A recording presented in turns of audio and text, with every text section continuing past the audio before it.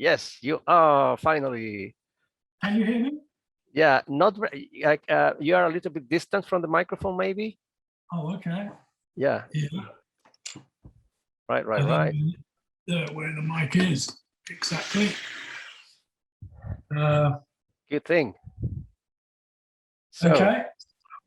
Good day for me, Steve. Good afternoon, good evening for you. We finally made it. Good. It seems like it. Yeah. Yeah. So it's an honor, and I thank you for the time and the patience, because this email exchanging can become a little bit stressing sometimes. So yeah. Well, good to see you finally. I have some questions for you because well, first of all, welcome to my YouTube channel. You know, my name is Christian Landaeta. Most people know me for my radio job, radio work here in Chile in the 80s, in the mid 80s, and then since the late 80s, and during the first half of the 90s, I played lots of good music. I was given the chance to be the music director of a radio station that became Futuro FM, like Future, on the 88.9 in Santiago, only the capital city of Chile. And I could play lots of electronic music, jazz rock, progressive rock. So I had the chance to really show many people some music that had been only isolated in some specific radio shows once a week in the 80s and 90s. So it's a great opportunity to have you here. I must say that I became acquainted with your work, obviously, back in 1978. And then I became a big fan of Tangerine Dream when the first time I heard Rubicon. That caused a real big impression on me. Me too. I really like Rubicon. Yeah, it was the first thing I ever heard. And the cover, the design of the artwork of the cover was so special that it invited you to, create your own sensations and interpret where you were standing almost. It was Monique. Monique did that photo, didn't she? Yeah, Monique. Yeah, it belongs. Yes, yeah. I think that she did most of the photos on Edgar's solo album. Yeah, she did. Yeah. Yeah. So, welcome. The doll in the picture was Monique's. Ah, yeah, and you are the one on the left. You're doing this to the doll. Yeah. That was Monique's doll. And look at Chris Franke. He's wearing a mask. It's like an anticipation, I was surprised to say. Yeah. And Edgar has his blindfolded. I don't know why. It's very strange because I didn't discuss any sort of preparation for that photo. Mm-hmm. It just seemed to appear. I suppose Edgar must have thought of some sort of preconception for it, but I wasn't part of it. Okay. So it's not staged. Well, I would like to say, Steve, I'm very respectful of your times and your agenda. I don't know if I don't know how much time we will be able. I mean, you will want to share, but I'm going to ask you a few things. If you can, give me a general idea, you let me know. So I think it's cold. Is it cold where you are? Because it's kind of hot here. I see you all. It's a pretty nice day here. Okay. Yeah. So could I ask you, where in England are you today? I live in South Devon, which is the south part of England. It's a gorgeous spot, actually. I don't know whether you can see here, and I turn it around. Can you see the view? Probably not. Yeah. Yeah, is that the Haldon Forest? That's right. Yeah. And how is your cat, Popper the cat? I've been reading about that. I love cats too, and maybe Popper is a real cat. You have a Popper cat. You name the reindeers and the reindeers and the birds in Haldon Forest. Oh yeah, it's quite amazing. Yeah. Now, let me take you back, Steve. As a big fan of Supertramp, I think that you had some relationship with where you were in the joint. Is it the same Rick Davies as Supertramp, or has nothing to do? Yes. Okay. Yeah. Yeah. And that was my first band after I left art school. And Rick was advertising for a saxophone player. Okay. And I went for an interview in London with him. I didn't expect to get the job, but he immediately gave it to me. So we then trained off to Switzerland to play in a club. Okay. And you didn't want to stay with him? How I don't know, the band must have finished? Well, it was early days then. I suppose I was only about 19, and we ended up getting offered to do sound for a film, which took us from having no money at all to having a nice situation. And then after the end of the film, everybody sort of had sort of decisions about what to do next. And I decided to go to Berlin. That's how the composer for the film had lived in Berlin. And he said, "What do you want to do now?" And I said, "Well, you know, I can't read music, but I'd love to learn how to play Bach. You know, I just love Bach so much." He said, "Oh, here's the keys to my flat. Go to Berlin, and I'll see if I can get an appointment with the conservatorium in Berlin." So I went there, not knowing anybody, not speaking any of the language, and stayed in his flat and managed to get accepted to the conservatorium without reading music, which is the first time that had happened, apparently. And I just had to sit and improvise on the piano for 20 minutes. Do you mean, Steve, that the joint were featured on a movie, or did you made the music for a movie?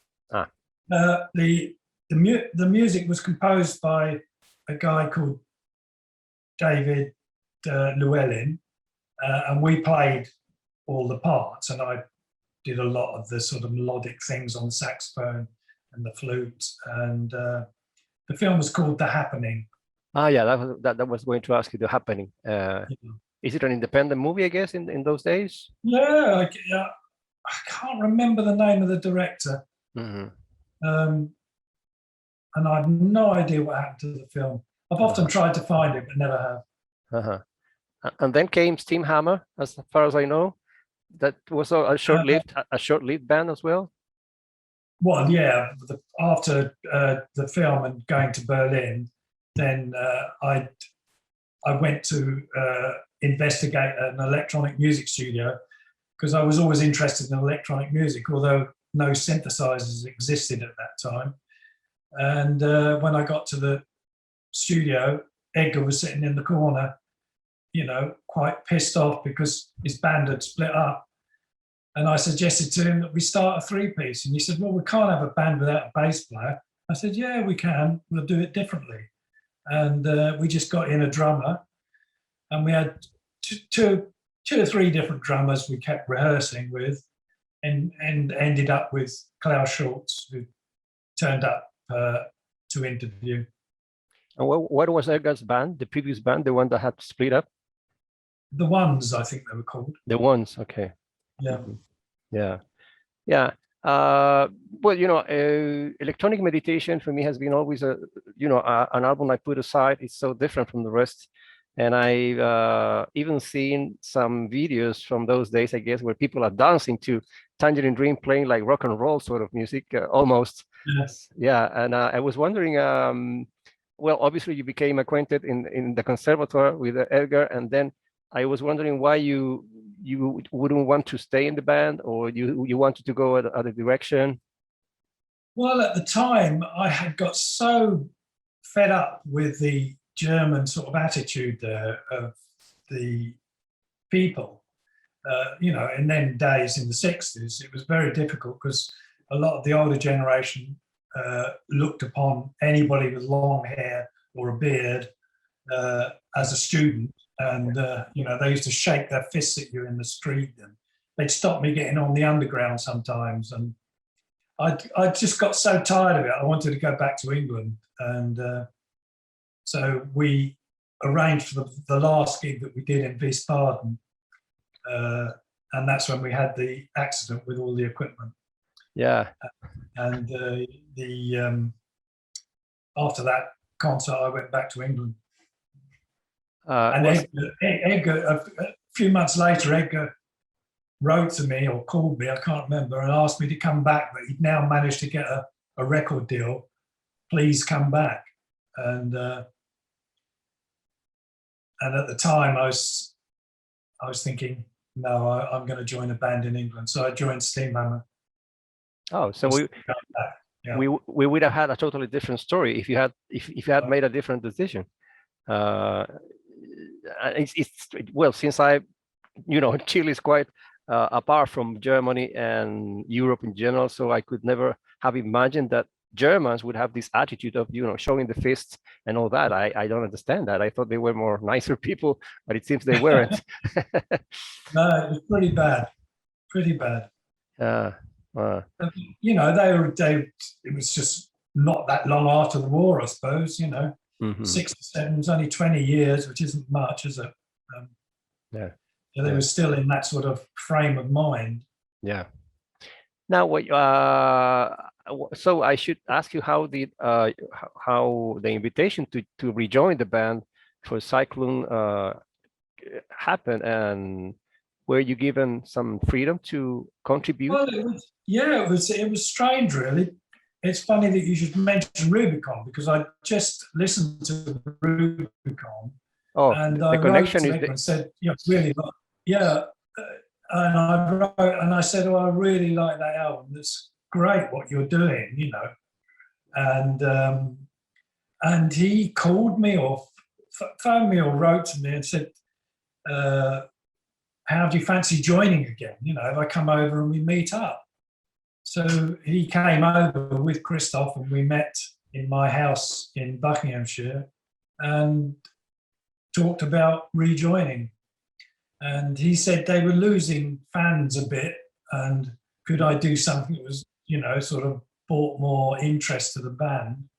So I tried all sorts of ideas, at the studio, and the vocals was just one of the ideas that I tried. And I said to Edgar, should we keep them? And he said, yeah, let's keep them. Yeah, to most fans, I guess, I speak for myself, that was quite different. And I say, vocals from the Tangerine Dream album, what is this? And then, and not only that, because it's like a rockier approach. The tempo is so different, and your voice, the way you sing is so different. It's like you're like almost upset saying something, telling a story. Yeah. I do a lot of improvised vocals.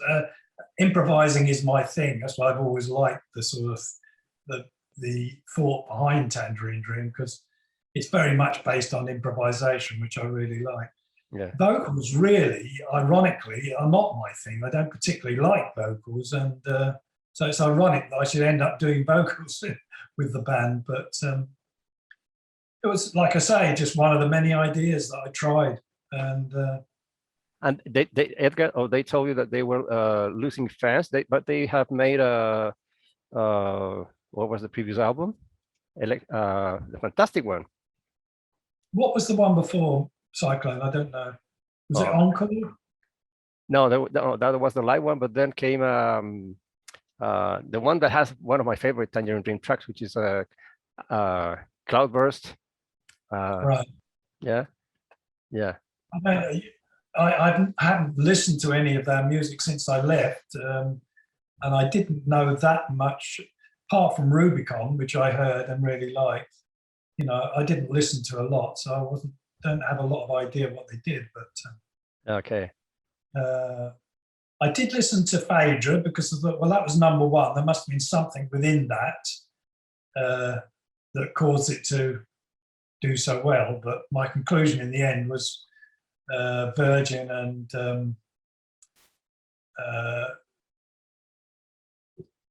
Richard Branson, did a good job of promotion, I think. Yeah. And then I was going to say, Steve,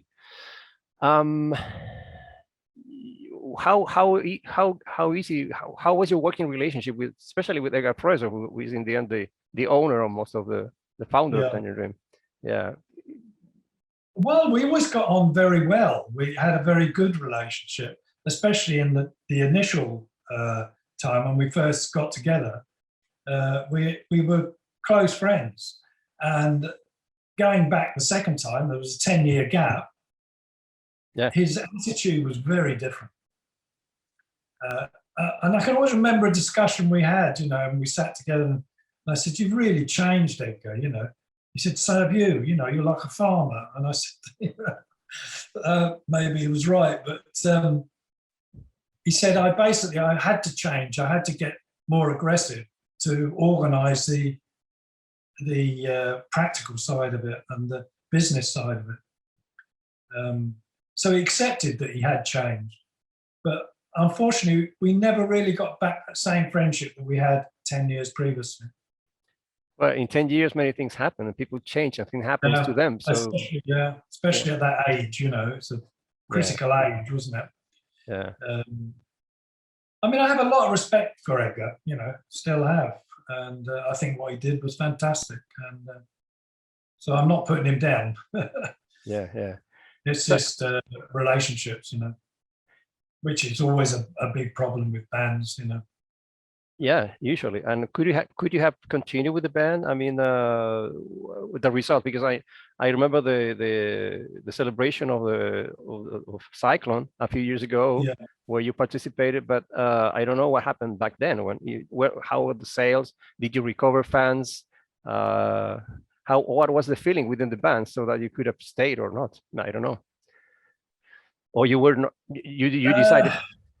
No, I think Edgar felt I was taking over too much, which I probably was, but that's the way I am. I think I tend to do things fully, and I think probably I was making too much of a mark on his dominance, and partly that, and at the concerts, it was very difficult. Sometimes he'd grab me before I went on stage and said, "Look, you must do this now." And then when it comes to this, you must do that. And I just felt very sort of over controlled. And with my character, instead of just accepting it, I tended to fight back, which was the difference with Christoph, who was very quiet, and Edgar would often dominate him, but he'd just say nothing, and that's what I should have done, really. And how did you get along with Peter Baumann? I guess you did. I only met him once when we were rehearsing. He came in and just to see what I was up to, and looked. I had this little Roland set up. It was a little miniature system with cables, and he sort of looked at it and laughed, He said, "Well, what the hell is that?" And Edgar stuck up for me. I said, "Oh, it's really amazing. He's doing some great stuff on it." But and that was all really. Just a pleasant smile from Peter, and that was it. I never saw him again.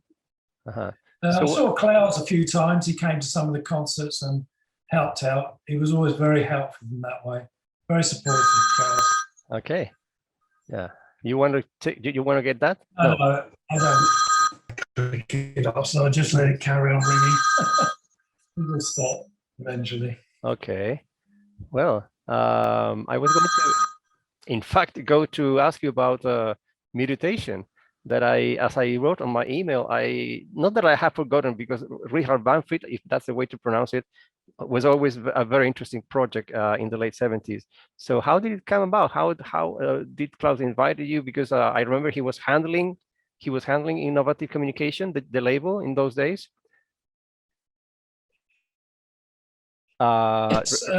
Meditation. Well, I think I wrote to him and I said, "Have you still got my jacket?" Because I remember when we were in Berlin, we were so starved and poor and cold, and I thought I'd lent him my jacket, but actually it was the other way around. He'd lent me his jacket. And he wrote back and said, "Oh, that was my jacket. It was a great big German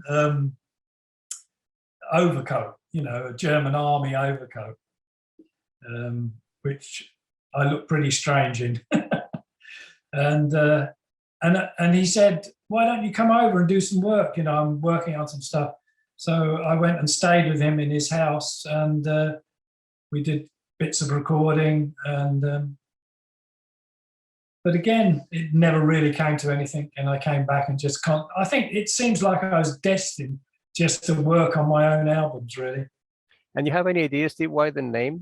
Well, I should ask this Klaus, but why the name of the project? Because he was like in disguise. He didn't want to be himself on the records. I don't know. I suppose it's just another side project that he had in mind, and so he gave it a different title. I think it was something to do with his son or something, some friend of his name. Okay. Now, this is a general question that you probably can tell us a little bit about. How different can musical creation be on the part of an academically trained artist compared to a self-taught musician? Because you did have you did go to the conservatoire, so you learned things that you didn't know. Do you think what you're doing now would have been different? I'm not a musician, so I ask you. Well, to be honest, I don't feel I learned anything from the conservatorium. Of course, I couldn't read music, but it was very, you know, standard way of teaching there. And they would only let me do one instrument, which I had to be the piano, of course, with composition being my main study. And my piano teacher, well, he was a bit like a Nazi, really. He had a hair lip and he was really aggressive. And he just stuck this Beethoven sonata in front of me and said, "Right, play that." Or he didn't speak English, actually. He said, you know, "Spielen das," you know. And so I'm sitting there going, A-F-A-C-E-E. And he was just looking at me in bewilderment. He couldn't believe it. What is this guy doing here? He can't even read music, you know. And so I took this sonata away and learnt it note by ear and came back and played to it by ear.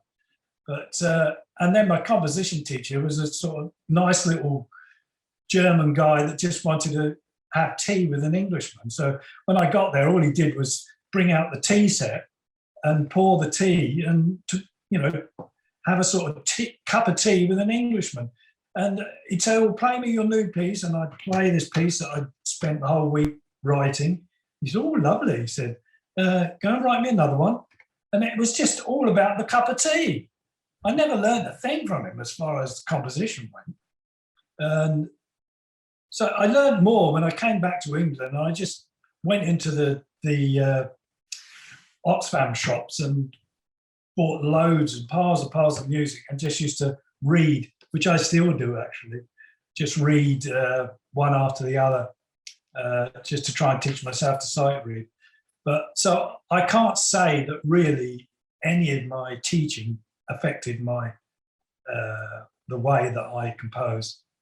You said I still compose really in the way I started, by trying to make connection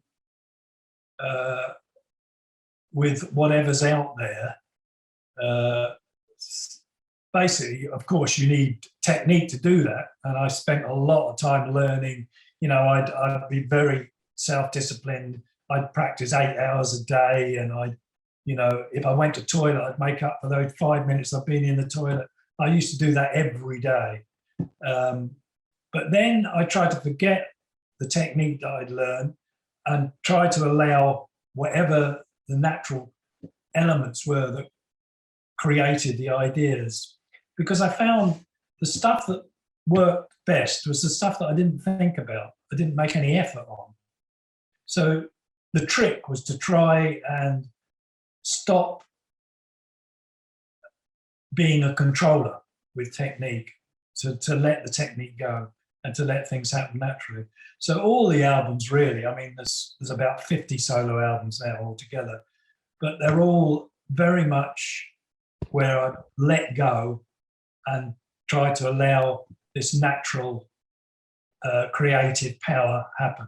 I've no idea what that creative power is, and a lot of composers talk about it, but there is something out there. I don't know what it is. Yeah, did you ever consider, would you have liked playing with a symphony orchestra or be part of a symphony orchestra?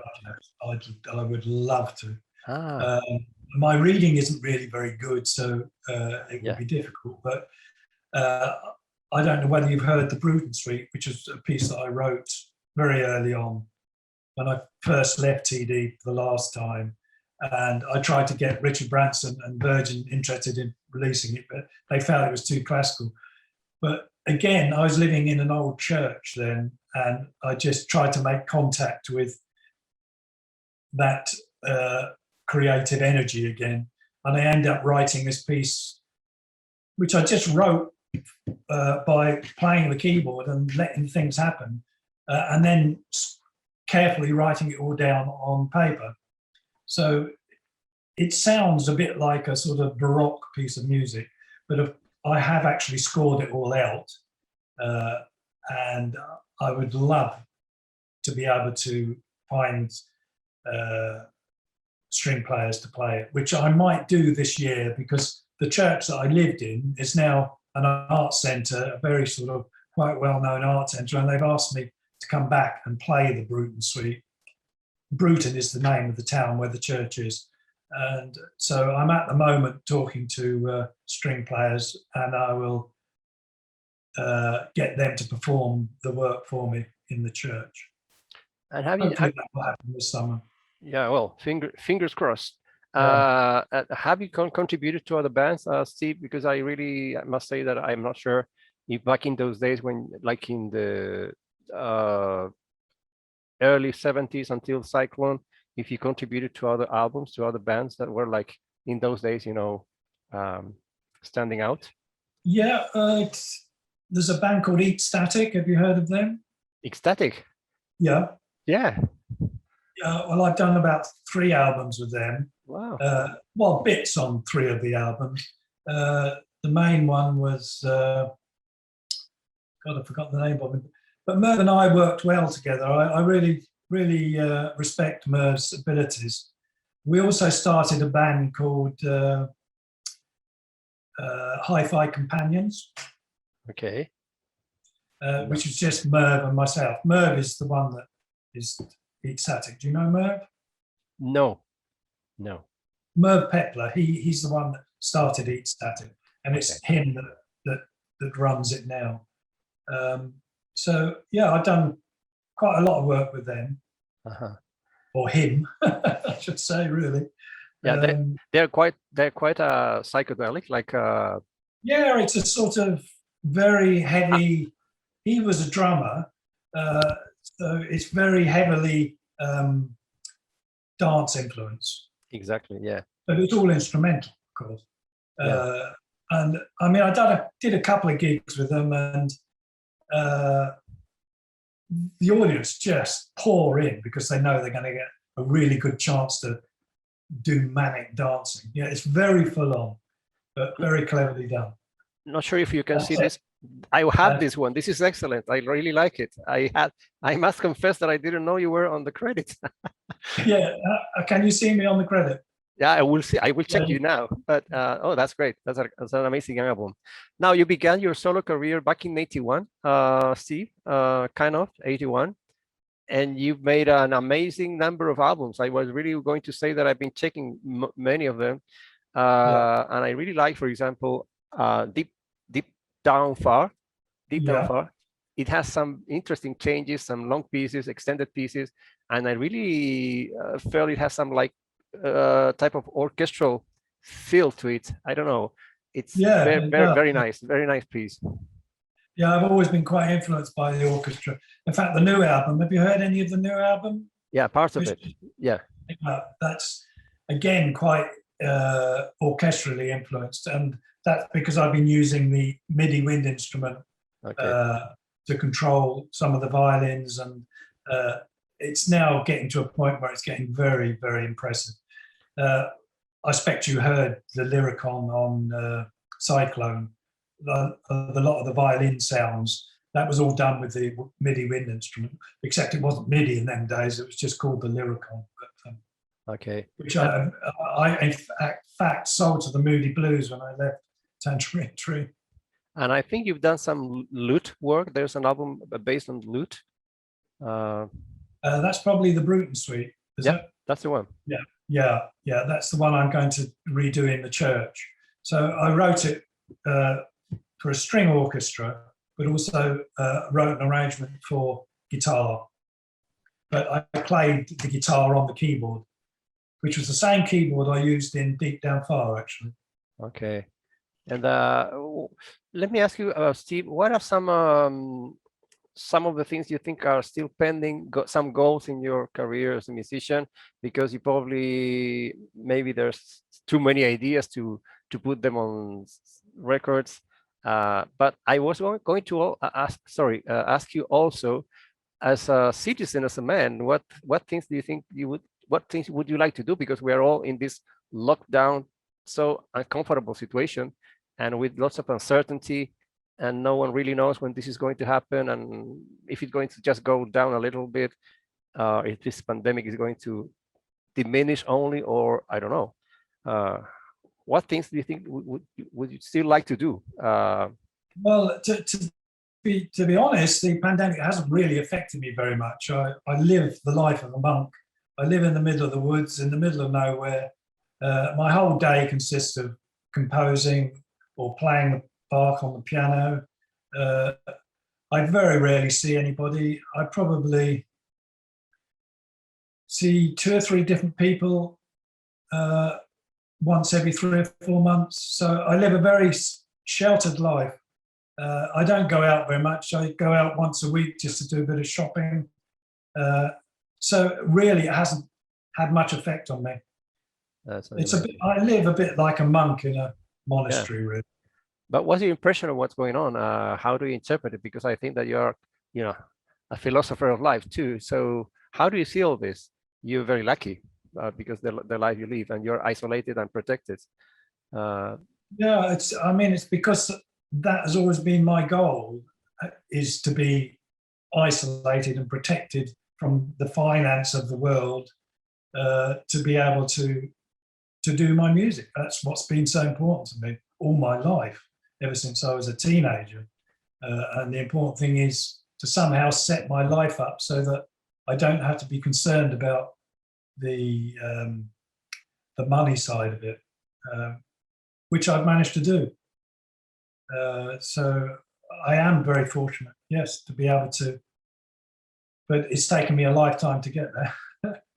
It's not been easy. Is there something that you fear? Well, you live in such a lovely place and environment that possibly that helps you keep like a very positive state of mind. So sometimes when people are, submitted to tensional episodes every day, like city life, not to mention, we all have some fears, not to mention today. Is there anything that you fear, all the time, but you overcome? This is not a non-musical question. Fear, it's a thought, isn't it? Fear is a thought, and it's the thought that's the worry, not the actual reality, really. Because fear isn't a reality, it's just a thought that you've made for yourself and really doesn't exist. And I do live in a very peaceful place. I'm very concerned about being quiet. Noise is a big problem for me. So I've forced myself into isolation to be free of noise. And I guess we all fear death. I just better stop that. Cooking the chili. That was my. Oh, the connection is freezing sometimes. That was my tech man. Oh, so he wanted to know how you're doing with the conversation. Okay, yeah. So you were saying that you still live in a place, in a peaceful place. Yeah. And yeah, I guess it's just coming to terms with who you are, learning about yourself, learning to deal with yourself, learning how to deal with your fears and inequalities. You know, I've always had a big fear of death and the thought that there's nothing after it. But as you get older, you tend to come to terms with that as well. It's almost a bit like accepting your lot, I suppose. Accepting what's been put on your plate and just making the most of it. Yeah. Life is not easy. Not for me, not for anybody. It's maybe that's the reason we're here. It's like a schooling to learn how to deal with yourself and react to others. And the last thing, well, obviously music. Apart from music, Steve, what do you love the most, or some other things you really enjoy? Like I think if you mentioned the birds and the animals, I think you must be possibly have a nice connection with them, which is also my case. Yeah, absolutely love animals. I'm a strict vegan. Haven't eaten meat for 50 years, over 50 years. And the thought of killing animals just disgusts me. I can't understand why people do it. And when it's not necessary, we don't need to kill animals anymore. We can survive without it. In fact, we can survive much better without it. So animals are a big thing for me. Where I live here, I've got quite a lot of land and the deer wander through every day.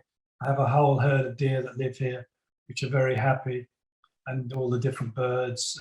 And I also love cooking and experimenting with vegan recipes. And so apart from music, it's just the love of animals and eating, but not them. Are those deers friendly? I don't know how deers are. Some of them. Oh, they're very, very timid, and I'm very careful not to frighten them. So I keep my distance all the time, but they know I'm here.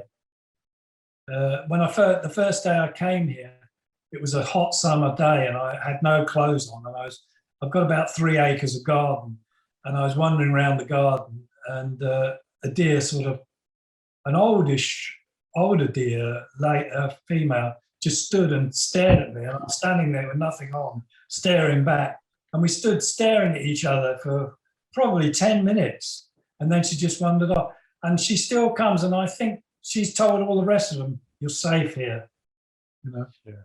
Nice. And I sort of feel the same. I'm safe here.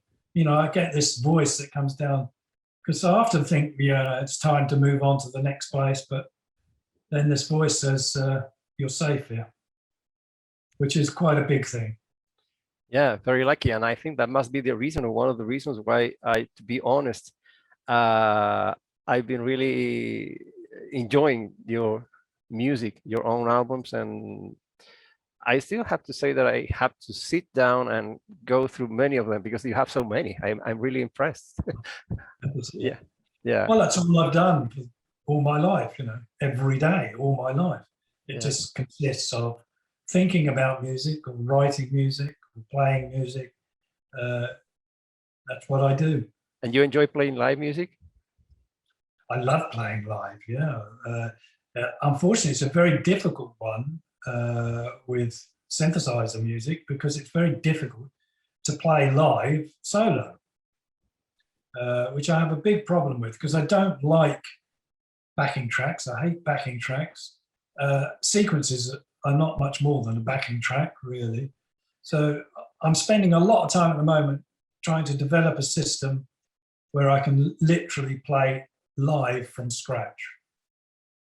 And I tend to think, like I did with Tangerine Dream in the early days, of 3 sections. And I have one keyboard which I use for sort of pads, another keyboard for rhythms, and another keyboard for melodies. And I'm trying to develop this system where I can control them all at once. without any preconception. Right. Sorry. Go ahead. Yeah. I was just, now that you went back to Tangerine Dream, I was going to mention that after my momentary lapse of reason, it's Force My Year. It's the lovely album they made before Cyclone, Force My Year. All right. Right, where Cloudburst Flight, which is my own favorite of the album, is included. Yeah. I don't remember it. But, yeah. I remember the name. I can't remember the music. Do you listen to music? Do you have your own music you listen to, or you concentrate on your own music? No, very rarely. I mean, I spend so much time playing and writing music. There's not enough time left to listen to, and I'm very particular, obviously, about what I listen to. So I do try to sort of find things on the radio sometimes, but generally can't find what I want to listen to. I love classical music. I love people, particularly J.S. Bach. You know, I think he reached a summit that nobody else has reached. But I also love some of the impressionists like Debussy and Ravel. I also love some of the more modern composers. Stravinsky, yeah, I love Stravinsky. Fantastic. Yeah, funnily enough, you should say that, because I just recorded a performance of Stravinsky, which I'll probably listen to tonight. Yes, Stravinsky, very powerful. And you made a record? You record some piece by him? No, just on the TV. They had a performance. I just videoed it, so I'll watch it tonight. Oh, where can I see it? I don't know. I think it's a BBC production. And where was that? When was that taped? I'm not sure. Okay. Not sure. Yeah. And what was the work? The piece you played? Nothing to do with me. Just something that somebody else. Okay. Yeah. I thought you had participated playing something. Okay. Well, Steve, I have to say that you've been very generous, sharing your memories with us, sharing your, feelings and concepts. So I'm really happy, proud, and thankful for your time. I'm happy that we managed in the end to make contact. Yeah, it was quite difficult, wasn't it? But as usual, we persevered and finally got there. Yeah. Thanks for the time. Keep enjoying the lucky life you seem to be leading, and let's hopefully we'll be in touch in some way or another. And obviously, the main way is through music. So thanks for the magic, the trips, and the good times with excellent music. My pleasure, Christian. Okay, take good care, and say hello to this Popper the cat and your dears. Yeah. Yeah. Thank you so much. How did you know she was called Popper? I read it on your. I follow the link you sent. Your own website. I think there's some. Right. Yeah, somebody named that you live among these birds, the deers, and Popper the cat, the Halden Forest. Yeah, yeah. So, lucky you. So thank you very much. 3 thumbs up. Yeah. Nice. Take good care. Talk to you later. Yeah. Bye. Thank you. Bye bye.